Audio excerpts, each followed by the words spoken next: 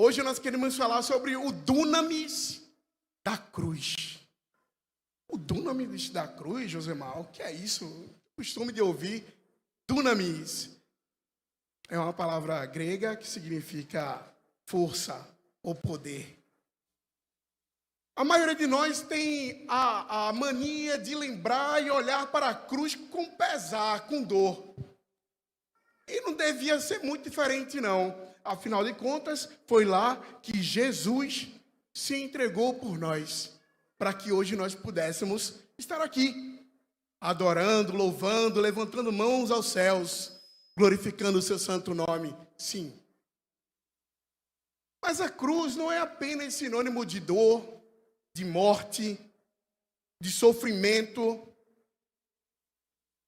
Isaías, no capítulo 53, ele já predizia que Jesus padeceria, que ele sofreria. O Antigo Testamento, os grandes líderes, os mártires, os grandes heróis, eles sempre tinham atitudes que apontavam para quem Jesus seria e para o que aconteceria com Jesus. Isaías, no capítulo 53, descreveu bem todo o martírio que Jesus passaria. Jesus também, ele próprio disse isso. Ele, quando estava reunido com os discípulos, e ele disse: olha, é necessário que eu seja entregue às autoridades. Eu vou sofrer, eu vou padecer escárnio, e me matarão. E eles ficaram atemorizados, porque o homem carnal, ele não consegue muitas vezes entender qual é o real propósito de Deus. E eles não entendiam naquela hora. Eles disseram: não, mestre, nós não permitiremos que isso te aconteça. Jesus disse: é necessário que assim aconteça. E aconteceu. Jesus foi entregue às autoridades. E Jesus padeceu, foi julgado. Foi julgado, e a grande multidão, na hora da escolha, escolheu o malfeitor ao invés de Jesus. Foi julgado por 2 vezes. Em uma das vezes, Pilatos disse o quê? Lavo minhas mãos, vocês é quem decidem aí. O sangue deste homem, da minha mão estou livre.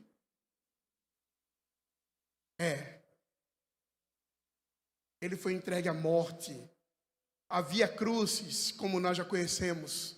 O caminho até chegar ao Gólgota, onde ali Jesus finalmente foi crucificado.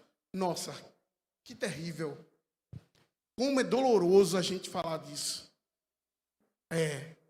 Muitas vezes a gente não entende o sacrifício que Jesus fez por nós.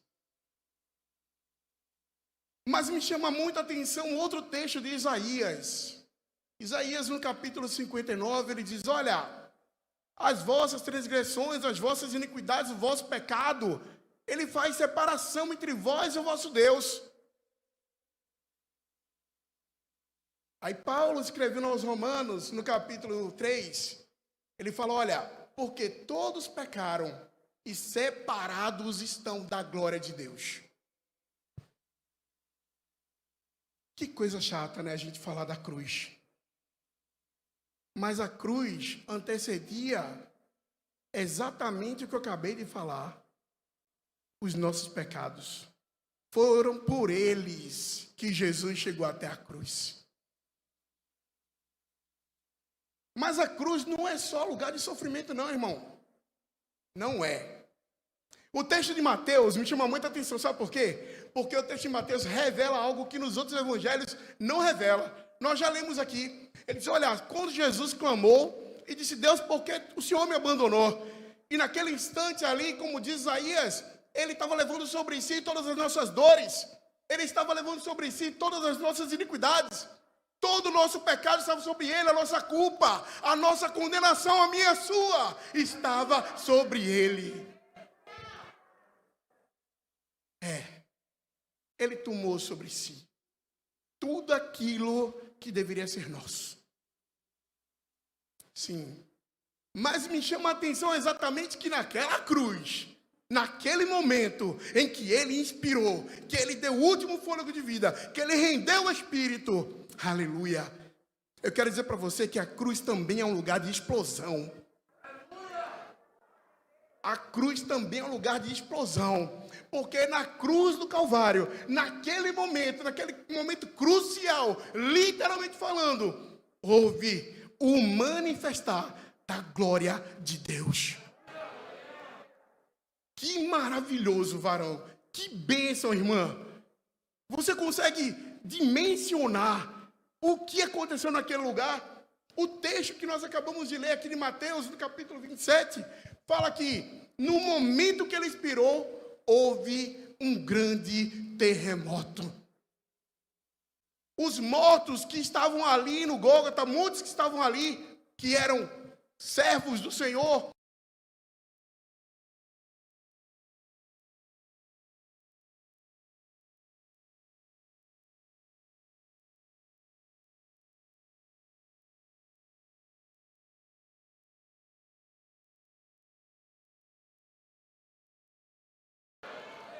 às vezes nós esquecemos disso e lembramos apenas do sofrimento que era meu e seu. E não é para esquecer, não. Precisamos lembrar dele continuamente, todos os dias. Quando as misericórdias do Senhor se renovam sobre nós pela manhã, precisamos lembrar que ele morreu numa cruz para que eu e você pudéssemos desfrutar da oportunidade de mudar. Ele nos dá essa oportunidade de mudar e melhorar. O nosso pecado estava sobre ele. Mas a verdade é que, no meu entendimento, observando a Bíblia, a gente percebe que Jesus, por onde passava, ele operava milagres, prodígios e maravilhas. Curou Bartimeu, o cego que esmolava à beira do caminho, curou a mulher do fluxo de sangue, ele curou a filha de Jairo, ele curou o paralítico no tanque de Betesda. Por onde ele passou, ele fez. Ele está aqui, amém? Então, queridos, tudo que Jesus realizou, cada encontro que ele marcou, onde ele chegou, por onde ele passou, ele foi deixando um linkzinho. Era um link. E ele dizia, compartilha. Ele dizia, Jefferson, recebe e compartilha. Jackson, recebe e compartilha. Leandro, recebe e compartilha esse link. Multiplique, espalha. Porque esses links eram um livre acesso à cruz do Calvário. Esses links levariam a mim e a você até a cruz lá no Gólgota, para nós presenciarmos, nem que seja pela fé, aquilo que ele enfrentou. E foi por mim e foi por você. Houve uma explosão, meu irmão. Que tremendo isso. Apenas Mateus relata dessa forma. E que coisa incrível. Eu fico aqui tentando imaginar. Eu queria estar lá. Será que eu ia correr? Às vezes a gente brinca com isso, né? A gente está num funeral e a gente está lá cantando louvores e a Bíblia fala, ele ressuscita. Ainda hoje ele ressuscita. Ele faz isso quando ele quer, porque o querer e o efetuar pertence somente a ele. Então, quando ele quer, na vontade soberana, absoluta dele, ele ressuscita mortos. Agora, já pensou? Você ficaria ou você correria?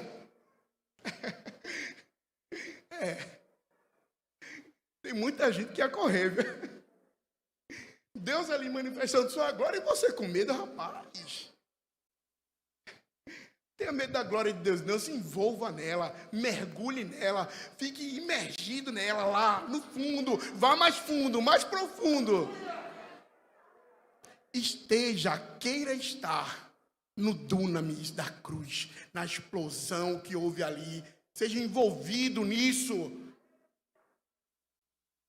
A cruz não fala só de morte, a cruz não fala só do sofrimento de Jesus, a cruz não fala só sobre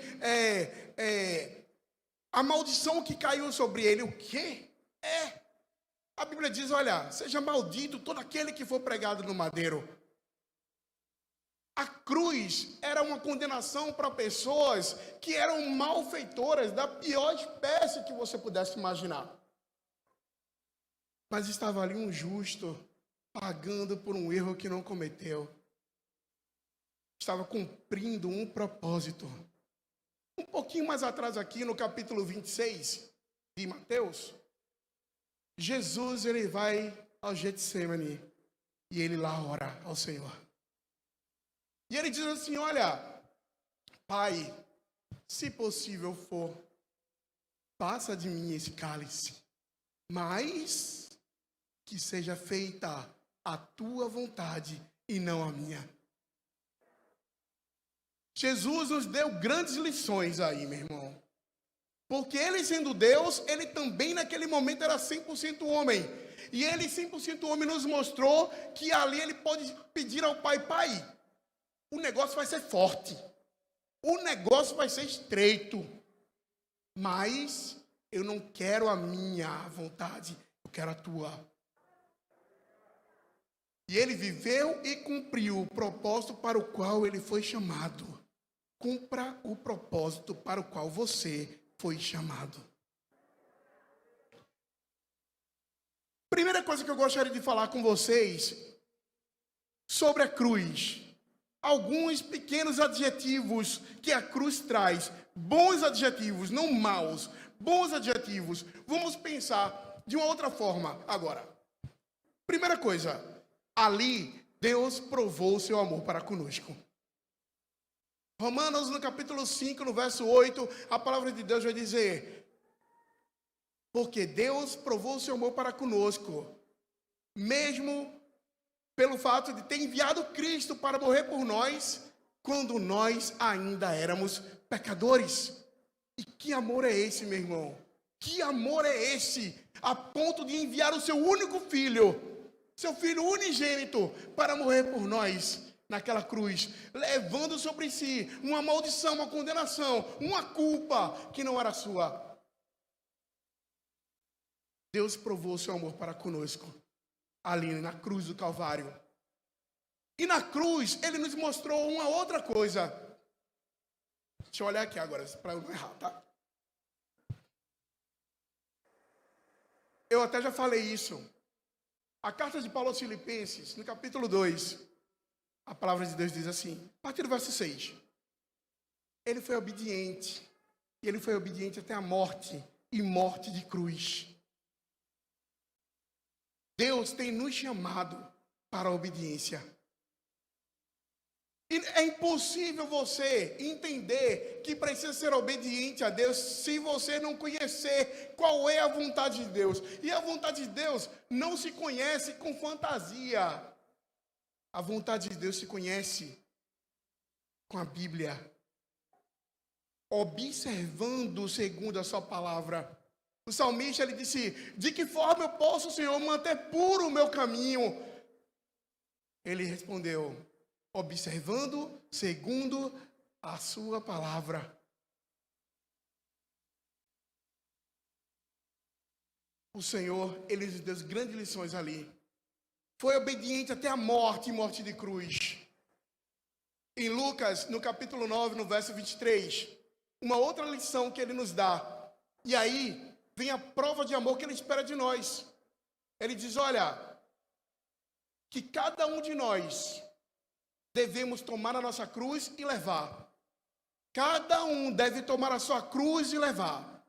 A cruz, a minha e a sua, ela tem uma medida certa. Um tamanho, um peso, uma largura, um comprimento, do qual eu e você podemos carregar.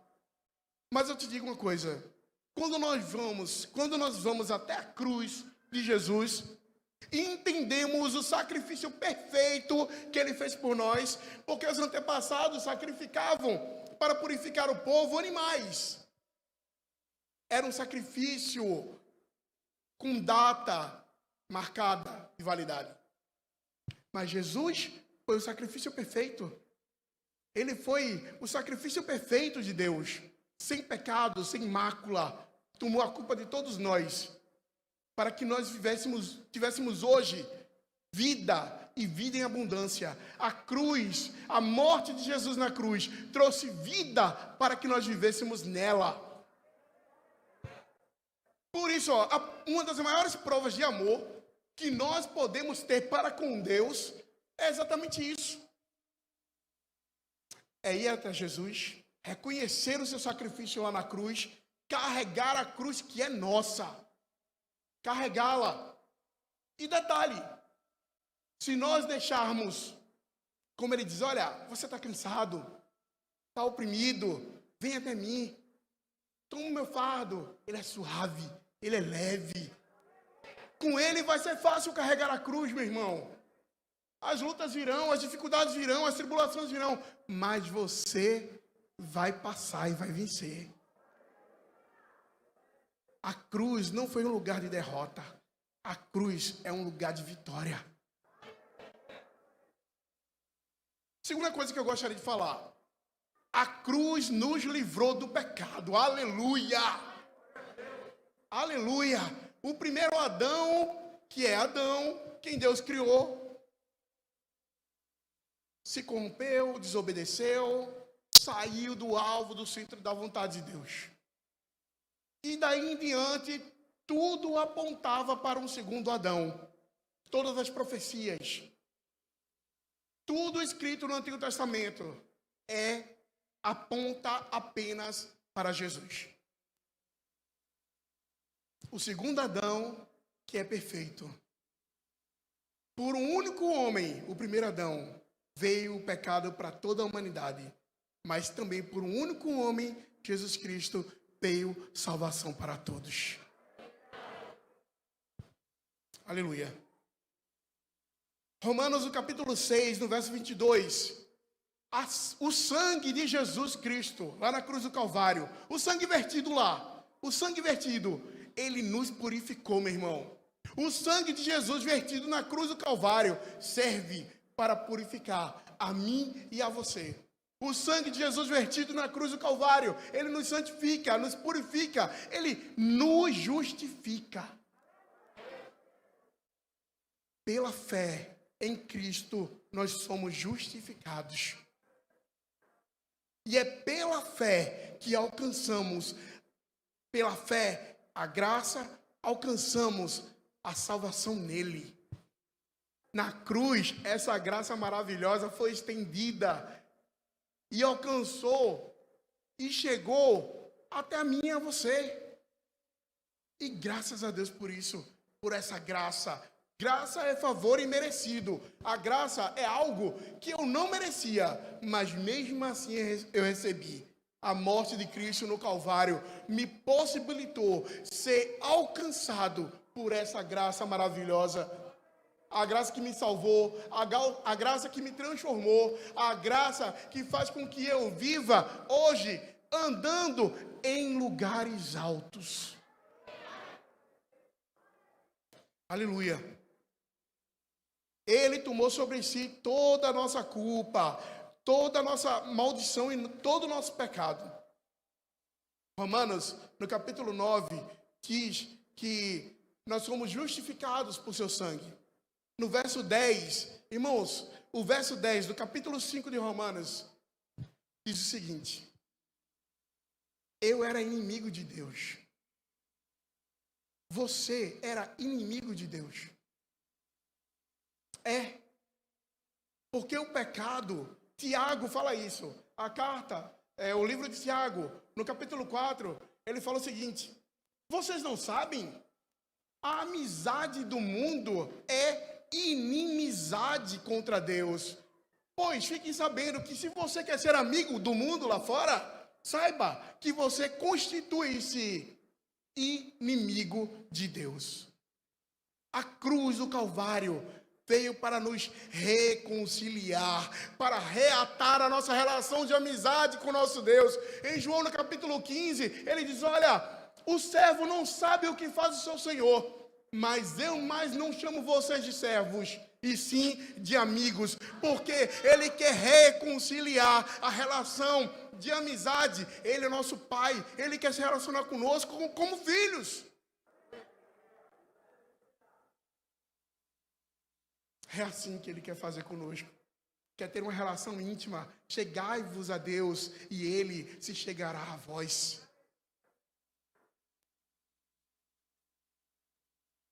No verso 12 de Romanos, no capítulo 5, a palavra diz exatamente, como eu falei antes, que por um só homem entrou o pecado e por um só homem, Jesus, veio a salvação. Aleluia. A última coisa que eu gostaria de falar é que a cruz, o evento da morte de Jesus na cruz, aquele espetáculo, porque para mim eu vejo como espetáculo. Sim. Jesus rendeu o seu espírito e no mesmo instante parecia até aqueles fogos. A explosão, o terremoto, os mortos ressuscitando, as pedras se rompendo, milagres acontecendo, eu creio. E o reconhecimento humano daquele que estava lá, o centurião. Cara, verdadeiramente, ele é o Filho de Deus. Foi um espetáculo, meu irmão. Foi um espetáculo onde o grande autor da vida foi magnificado, exaltado. A morte pensou ter vencido Jesus. Mas, onde está a morte, teu aguilhão? Onde está a morte, teu aguilhão? Aleluia. Ele venceu na cruz do Calvário, por mim e por você, para que nós pudéssemos, junto com Ele, vencermos também. Ele deixou ali um testemunho e uma herança. Um testamento, aliás. Um testamento e uma herança. A morte de Jesus no Calvário foi preciso, porque um testamento não tem validade sem que haja um morto, né? Para haver um testamento ou herança, é preciso que haja um morto. Não posso nem dizer infelizmente nesse caso, né? Porque fomos agraciados por essa herança, aleluia. Jesus deixou uma herança, um testemunho lá, era necessário. Quando muitos pensavam que ele tinha morrido, né? Ele ressuscitou, e aí a gente pode pensar, mas oxente, não precisa ter um morto para o testamento ter validade, para a herança ser recebida. Mas Jesus ressuscitou, então deveria invalidar o testamento. Jesus morreu e ressuscitou. E o testamento é válido, porque ele deixou um penhor. Ele deixou um penhor, meu irmão, uma garantia. Ele disse, olha, eu vou para o Pai, mas eu não vou deixar vocês sozinhos. O Espírito Santo, o outro Consolador, ficará com vocês. Ele é o penhor da vossa salvação. O penhor, o que é penhor, irmãos? Quem já foi numa loja de penhores aqui? Você pega uma joia, se você tiver, ouro 24 quilates ou 30 quilates aí, né? Joelson tem uma joia assim, 30 quilates. E leva lá numa loja de penhores e você deixa a joia lá e pega um dinheiro. E aquela joia lá é a garantia que você deu, que você vai voltar para resgatar. Devolver o dinheiro e resgatar a joia. O Espírito Santo é o penhor. Jesus disse, olha, eu vou, mas vou deixar um penhor aí, ó, a garantia de que eu vou voltar e vos levarei para mim mesmo, para que onde eu estiver, vós estejais também. Ele nos deixou um penhor, uma garantia. Aleluia. O Espírito que está aqui no nosso meio. O Espírito vivo, que é fogo e que é brasa consumidora. O Espírito do Deus vivo que fala e que faz como lhe apraz. Hebreus, no capítulo 9, no verso 14, eu vou ler aqui. Estou terminando, viu?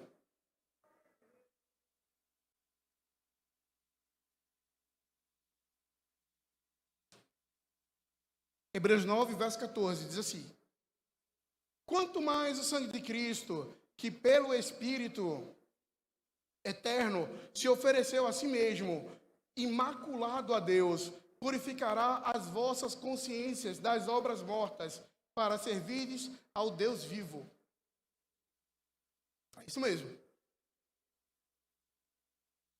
E por isso é mediador de um novo testamento, para que, intervindo a morte para a remissão das transgressões que havia debaixo do primeiro testamento, os chamados os chamados recebam a promessa da herança eterna. Os chamados recebam a herança da promessa eterna.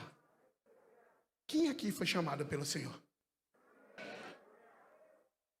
Então você já recebeu a promessa eterna. Aleluia. Onde está a morte, teu aguilhão? Aleluia. Efésios no capítulo 1, verso 14, 15. A palavra diz que nós fomos selados com o Espírito Santo da promessa. Você foi selado. O testamento, a herança, a promessa de Deus para a eternidade, que garante a nossa entrada impoluta lá no céu. Quando 2 Coríntios no capítulo 15 fala que naquele grandioso dia nós seremos levados ao céu e no caminho nós teremos o corpo transformado num corpo glorioso. Aleluia. Aleluia. Hebreus 10, 23 diz: aquele que fez a promessa é fiel para cumprir. Aquele que fez a promessa é fiel para cumprir. E ela se cumprirá, em nome de Jesus. 1 Coríntios 15, 55, eu repito: onde está, ó morte, o teu aguilhão? Na cruz tem vida, na cruz tem libertação, na cruz tem cura, na cruz tem salvação, na cruz tem milagre esperando por você. Onde está, ó morte, o teu aguilhão? Jesus venceu a morte. Foste chamado sendo escravo. A Bíblia diz que quem comete pecado é escravo do pecado. Coríntios 7, 21, Paulo escrevendo aos Coríntios, ele fala: foste chamado sendo escravo, mas não te preocupes com isso. Mas, se ainda pode tornar-te livre, aproveita a oportunidade. Tem liberdade para você. Tem liberdade para você que chegou até aqui nesta noite. Jesus já levou sobre si as tuas dores, as tuas culpas. Ele assumiu no teu lugar, no meu e no teu lugar, o justo pelos injustos. Pelo justo e pelo bom, diz Romanos, no capítulo 5, talvez alguém até se anime a morrer. Mas pelo ímpio, Jesus morreu pelo ímpio, eu, você. Que nessa noite, você não saia daqui sem tomar a decisão de reconhecer o sacrifício vivo de Jesus na cruz do Calvário por você. A cruz é uma explosão de vida e de vitória para mim e para você. Não perca tempo. Que aproveita o homem ganhar o mundo inteiro e perder a sua alma? Que Deus, pois, nos abençoe nesta noite. Amém?